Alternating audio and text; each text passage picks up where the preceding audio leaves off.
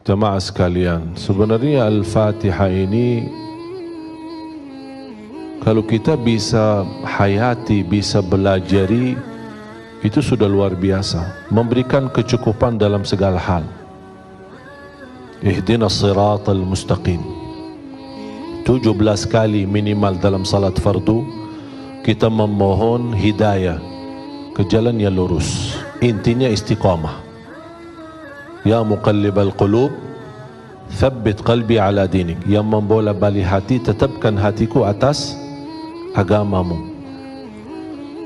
Hidayah ini dan memohon istiqamah bukan hanya kebutuhan kita. Semua para nabi dan rasul memohon istiqamah, memohon hidayah dari Allah Subhanahu wa taala. Yang menarik di suratul Fatihah, dan ini menjadi pelajaran buat kita sebelum kita memohon istiqamah, selain apa yang tadi saya sampaikan, kan ada upaya, ya, kalau tidak bisa sempurna, paling tidak dekat dengan kesempurnaan. Kalau tidak bisa, dengan membawa hakikat istiqamah, berusaha mendekati dengan istiqamah.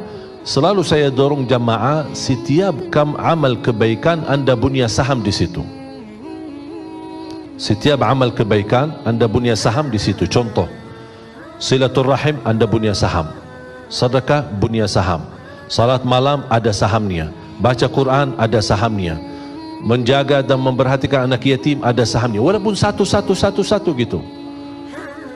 Karena ini salah satu upaya dan ikhtiar. Kita tidak tahu di mana Allah Subhanahu wa taala rahasiakan ridhanya di dalam amal salih. Ada 3 hal yang Allah sembunyikan. Allah sembunyikan keridhaannya di dalam amal salih. Kita tidak tahu di mana amal salih yang ada di dalamnya ridha Allah. Barang siapa yang melakukannya dapat ridha Allah. Dengan mendapatkan ridha Allah, beres dunia akhirat, sudah selesai. Cuma masalahnya kita tidak tahu di mana amal salih yang ada di situ ridha Allah Subhanahu wa taala. Yang kedua, Allah rahasiakan kemurkaannya dalam dosa dan maksiat. Kadang-kadang orang 1 kali berbuat dosa tapi bisa menjadi celaka dunia akhirat, na'udzubillah, karena dia kena kemurkaan Allah di saat itu. Yang ketiga, Allah rahasiakan waliullah. Tidak ada yang tahu siapa waliullah di antara manusia. Kadang-kadang bisa waliullah di tengah kita. Kenapa Allah rahasiakan waliullah di tengah kita? Supaya kita tidak sembarangan menghina manusia. Bisa jadi anda salah menghina waliullah. Makanya kita belajar menghormati semua manusia. Dia tukang sapu, tukang sampah, tukang apa, kita tidak tahu, barangkali dia waliullah. Karena bisa mendapat darajat waliullah itu bisa dengan satu kebaikan yang dia lakukan, Allah angkat kemuliaannya, Allah angkat darajatnya menjadi mulia di mata Allah Subhanahu wa taala. Makanya jangan kita sembarangan menghina orang. Kembali lagi, kebaikan dan keridhaan Allah dalam amal salih. Misal contoh, wanita yang kita semua hafal kisahnya, yang tidak pernah berbuat kebaikan, hanya 1 kali dia memberikan air minum kepada ekor anjing.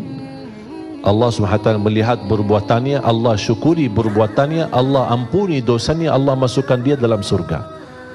Itu yang disebutkan oleh ulama. Ternyata ketika dia beramal salih di situ kena ridha Allah Subhanahu wa taala. Ada di antara kita yang bisa mendapatkan ridha Allah di dalam salat malamnya. Makanya kembali jamaah sekalian, setiap amal salih anda punya saham. Tapi di antara amal salih, mana yang kira-kira kesukaan hatimu? Ada yang lebih cenderung kepada puasa. Udahlah, berbanyak puasa. Ada yang merasa lebih banyak aku suka tahajud. Udahlah, berbanyak tahajud. Tapi jangan lupa, di amal-amal salih yang lain anda punya saham walaupun sedikit.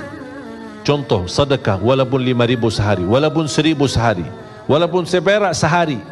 Ada upaya, ada sesuatu supaya segala amal kebaikan yang kita tahu, yang kita fahami, yang kita belajari, insya-Allah menjadi saksi baik.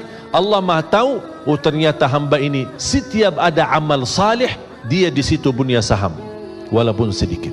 Itu yang disebutkan sedikit tetapi istiqamah, lebih disukai dan dicintai oleh Allah Subhanahu wa taala.